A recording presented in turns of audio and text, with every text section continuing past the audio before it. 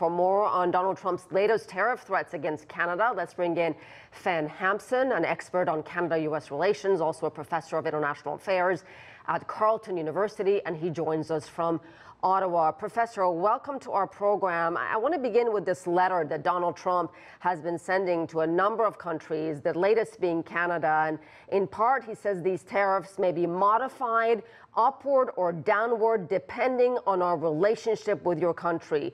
How would you even at this point describe that relationship with the United States northern neighbor, Canada, with all the on-again, off-again tariffs that Donald Trump has unleashed? Well, I think you just said it. This isn't the first time President Trump has used tariff threats as a negotiating tactics. These moves are part of a familiar playbook. Canadians are used to it by now.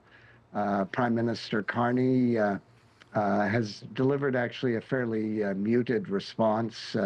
He's not rising to the bait. He has said, as was just pointed out, Canada will continue to defend the interests of its workers and its businesses.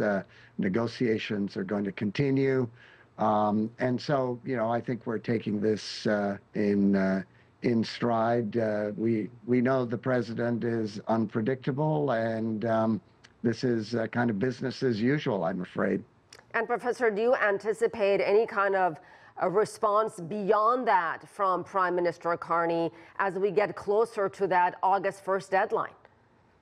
I don't think he's going to engage in countermeasures. He has not done that up to now, notwithstanding the fact that the United States has imposed major tariffs on our steel, aluminum exports, now copper to the United States.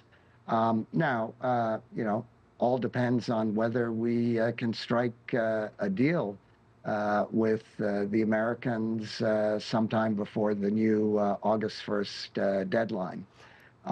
It's important to note as well that these new threatened tariffs,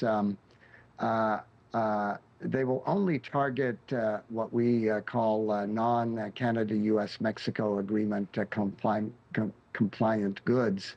And that's only right now about roughly 14% of our exports to the United States. The rest of what we export is CUSMA, as we refer to it here in Canada, compliant. So in terms of a hit, it's not as bad potentially as it sounds. And what do you make of the timing? I mean, the two sides were in the middle of negotiations, and it comes just a few weeks after Canada ditched its digital services tax, which would have hit American tech companies in a big way. Donald Trump threatened Canada, said, you got to get rid of this. The Canadians complied, and this is what they're getting. Well, as I said, I think it's no surprise. My reading of it is actually that our negotiating team is driving a pretty hard bargain at the negotiating table. They're pushing back for certainly a major reduction in the existing tariffs that the United States has applied to Canada. And I think you have to look at this in a broader context. Slightly more than 90 days ago, the President of the United States promised 90 new deals with 90 of America's trading partners. Well, 90 days later, we haven't seen many deals. We've seen a deal of sorts with the British, with Vietnam, apparently an agreement with the Chinese on magnets, but not much else. And so Donald Trump needs trade deals as much as anybody else. I think that's important. He's upping the ante, but I think it's fair to say, certainly in terms of Prime Minister Carney's response, he's not rising to the debate. When it came to the digital services tax, Trump made it clear that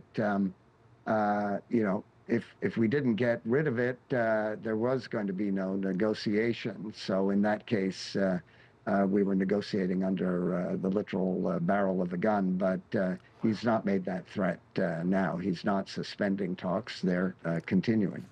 All right, we'll leave it there. Professor Fen Hampson, thank you very much. Pleasure.